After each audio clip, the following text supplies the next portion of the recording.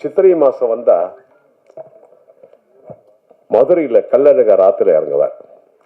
அவர் எந்த வருஷம் 34 வருஷமா கள்ளழகர் ஆத்துல இறங்கும் போதெல்லாம் வாராரு வாராரு அழகர் வாராரு, அந்த பாட்டு எப்படி ஒரு ஆந்தமா அமைஞ்சதோ அதே போல ஆயுத பூஜைன்னா சூப்பர் ஸ்டார் ரஜினி சார் நடிச்ச பாட்ஷா படத்துல ஆட்டோக்காரன் ஆட்டோக்காரன் இது ஒரு ஆந்தமா ஆயிடுச்சு. எல்லா வருஷமும் இதை போடுவாங்க. ஆயுத பூஜைக்கு, சித்திரை மாதா இது கோவில்ல பண்ணா கோல வீழியம்மா ராஜக்காளி அம்மன் 108 அம்மனை பற்றி ஒரு பாட்டு, இதெல்லாம் நிரந்தரமான ஒரு பாடல் ஆயிடுச்சு.